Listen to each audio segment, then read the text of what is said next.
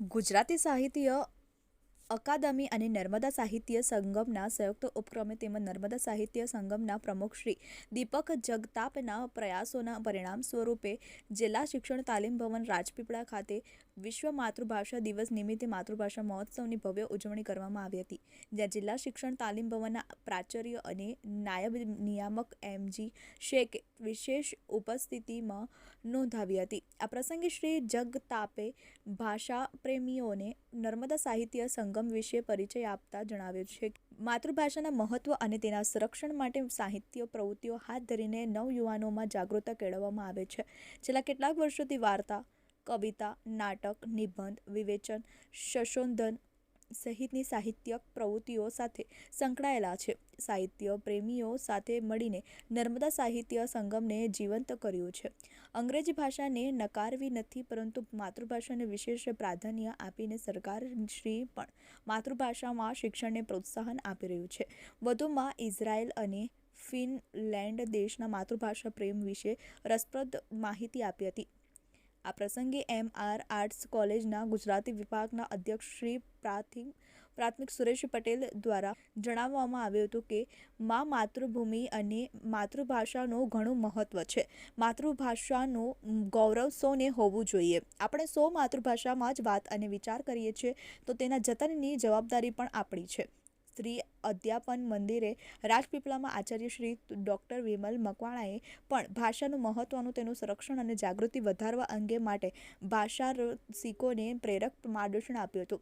શ્રી મકવાણાએ માતૃભાષાને ટકાવી રાખવા માટે ગુજરાતી સાહિત્ય સાથે સંકળાયેલા ચલચિત્રો, કવિતાઓ, સાહિત્યકારોની વાર્તાઓ, નવલકથાઓ સહિતના પુસ્તકોનું વાંચન કરવા કાર્યક્રમોમાં ઉપસ્થિત ભાષા રસિકોને અનુરોધ કર્યો હતો. આ વેળાએ મુખ્યમંત્રી શ્રી ભૂપેન્દ્રભાઈ પટેલ અને ગુજરાત સાહિત્ય અકાદમીના અધ્યક્ષ શ્રી ભાગેશ જહા દ્વારા માતૃભાષા દિવસ અંગેના રેકોર્ડેડ વિડીયોને કાર્યક્રમ ઉપસ્થિત સૌ ભાષા રસિકોએ નિહાળ્યો હતો. વધુમાં સૌએ માતૃભાષામાં પોતાના હસ્તાક્ષર કરીને કાર્યક્રમને સફળ બનાવ્યો હતો. વધુમાં કોલેજની વિદ્યાર્થીની બહેનોએ પોતાની સ્થાનિક આદિવાસી માતૃભાષામાં તૈયાર કરેલી કૃતિઓ, નિબંધો, કવિતાઓની પ્રસ્તુતિ કરીને માતૃભાષાનું ગૌરવ વધાર્યું હતું. માતૃભાષાના જતન અને માતૃભાષાના ઇતિહાસથી માંડીને વિવિધ ભાષાઓની વચ્ચે ગુજરાતી માતૃભાષાને વધારે કેવી રીતે સજ્જ બનાવી શકાય તેના ઉદાહરણો ટાંકી યુવા પેઢીમાં માતૃભાષાનું મહત્વ, ગૌરવ અંગે જાગૃતતા કેળવવા માટે જરૂરી મહત્વના પાસાઓની વિસ્તૃત છણવાટ કરી હતી.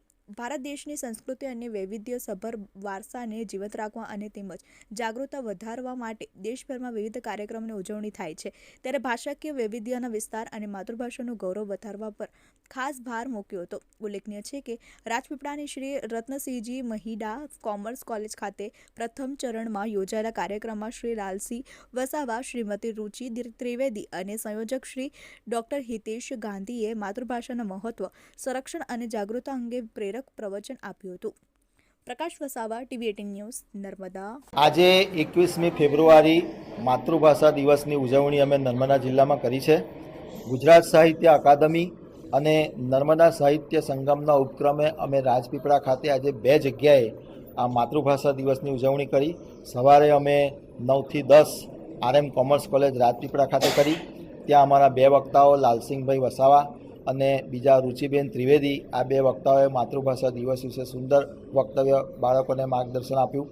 અને આજે બીજું કાર્યક્રમ અમે આજે જિલ્લા શિક્ષણ તાલીમ ભવન B.Ed કોલેજ રાજપીપળા ખાતે માતૃભાષા દિવસની ઉજવણી કરી. એમાં 2 વિદ્વાન વક્તાઓ એમ.આર. આર્ટ્સ એન્ડ સાયન્સ કોલેજના પ્રાધ્યાપક S.K. પટેલ સાહેબ અને સ્ત્રી અધ્યાપન મંદિર રાજપીપળાના પ્રિન્સિપાલ ડૉક્ટર વિમલ મકવાણાએ ખૂબ સુંદર માર્ગદર્શન આપ્યું. મારી માતૃભાષામાં હસ્તાક્ષરનું પણ અભિયાન ચલાવ્યું. અહીંયા બધા જ વિદ્યાર્થીઓએ માતૃભાષામાં હસ્તાક્ષર કર્યા અને ખૂબ સુંદર કાર્યક્રમ અમારે ત્યાં રહ્યો. આજે 21મી ફેબ્રુઆરી વિશ્વ માતૃભાષા દિવસ નિમિત્તે સરકારી B.Ed કોલેજ રાજપીપળા ખાતે એક સરસ મજાનું વ્યાખ્યાન યોજાણું. આમાં ખાસ કરીને અમે તાલીમાર્થી મિત્રોને માતૃભાષા એટલે શું, એનું મહત્ત્વ શું છે, એનું સંવર્ધન અને જતન કરવા માટે આપણે શું કરી શકીએ, એના અલગ અલગ પગલાઓની વિસ્તૃત ચર્ચા કરી. વિદ્યાર્થીઓ, તાલીમાર્થીઓ ઉત્સાહથી ભાગ લીધો અને આગામી સમયમાં તેઓ રોજબરોજની જીવનની ભાષામાં માતૃભાષાનો ઉપયોગ કરે એના માટે અમે ખાસ એને ભાર દઈને જણાવ્યું અને એ લોકો પણ સામેલ થયા હતા. વિશ્વ માતૃભાષા દિવસ નિમિત્તે ગુજરાતી ભાષાનું મહત્ત્વ અને ગુજરાતી ભાષાનું સંવર્ધન કઈ રીતે કરવું એ માટેનો એક કાર્યક્રમ બીએડ કોલેજમાં રાજપીપળા ખાતે યોજાઈ ગયો હતો. આજે અન્ય ભાષાઓના આક્રમણને કારણે ગુજરાતી ભાષામાં જે મુશ્કેલીઓ સર્જાવા લાગી છે તેને અંતર્ગત વિદ્યાર્થીઓને સારી રીતે ગુજરાતી ભાષાનું જ્ઞાન મળે, ગુજરાતી ભાષાની જાળવણી કરે એટલા માટેના વિદ્યાર્થીઓને સમજ આપવામાં આવી અને એ રીતના ગુજરાતી ભાષાનું મહત્ત્વ વધે, સાથોસાથ ગુજરાતી ભાષા પ્રત્યે રુચિ પણ કેળવાય એની પણ જાણકારી આપવામાં આવી છે.